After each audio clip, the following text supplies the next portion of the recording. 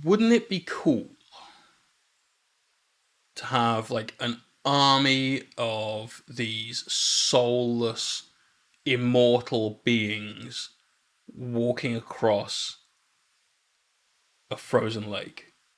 I don't think that's ever been done before.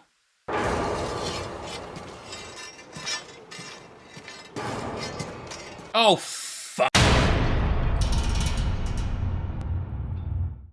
Yo dude, what's up? I'm back with another basing tutorial for you, and this time it's a frozen lake base. This is inspired by this epic scene from Game of Thrones. It's a really simple way to finish off a base. I wouldn't necessarily want to do an entire army like this, as a bit of manual work to come, but honestly, it's not that bad and it looks really cool for just one mini. Let's get to it.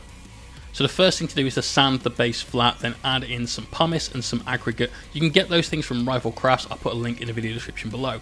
Once you've done that, undercoat it, obviously airbrush in some browns. We've started off with a Battlefield brown from P3, then we've used some Steel Legion drab from GW, before finally adding in a light bone colour. I used Menoth white base from P3, just to get a little bit on the shore as a highlight and to hit all of these stones and provide a little bit of variation to our base. Very important we break up the surface a little bit.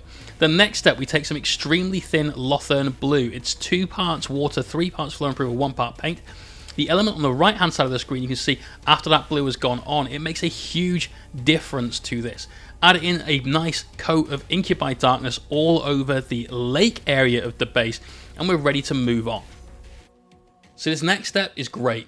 We're taking some white paint, thinning it down a little bit, and painting on some lines on our base to show cracks in the ice. Now, admittedly, once you've got that first coat down, this is going to look pretty terrible. But the next step is going to start helping it get to where we want it to be.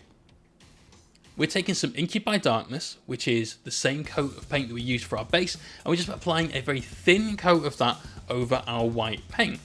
Once we've done that, they'll fade into the background, so we can do the whole thing again. Now, we built up several stages of this throughout the entirety of the base, and we'll kind of rattle through them on screen now to show you what's going on, so you can see how this effect progressed before we get to our final stages. For this, all you need to do is keep adding that nice thin coat of paint, keep working in a random pattern, and you'll get to the point where you've got something that's starting to look like ice, that's got depth to it and is cracked right the way through. Now, while you're watching this little video montage of how to create the ice base, don't forget you can watch shows just like this on Twitch 4 times a week, where we stream Tuesdays, Thursdays, Sundays and Saturdays. You can also watch us on Patreon. We put up a full-length video once every 2 weeks in a similar format to this, as well as written guides for loads of the content that we produce. So don't forget to check out those places. Links will be in the video description below. Hopefully, we'll see you in the streams. So once you've done all of that, put the mini on the base and just mark roughly around the feet with some cracks so you can see where they are and you establish those in a bit more of a meaningful way. So once you've got those markers put down, join the dots with a little bit of paint. We can then use these areas to start bringing on some more cracks throughout. Keep putting these down, but this time, instead of applying just Incubi Darkness, use a mixture of Incubi Darkness and that Lothern blue. Make it really, really thin and glazy, a little bit thicker than what you had on the sand texture there, but just a nice thin coat of this to really fade that out. Keep working that in, keep adding on those layers until you start getting to somewhere you're really, really happy with.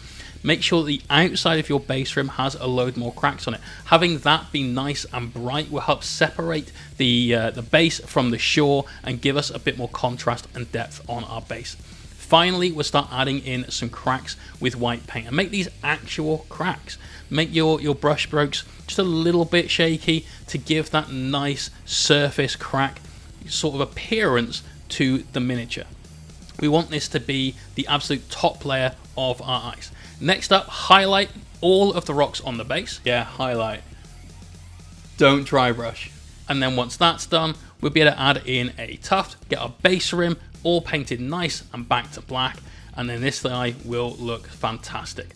I'm going to leave you with some pretty cool B-roll shots of this miniature. If you've liked it, leave a comment below. If you can think of anything else that you'd create a base like this for, let me know about that too. Hopefully I'll see you guys in the streams. Peace out, everybody.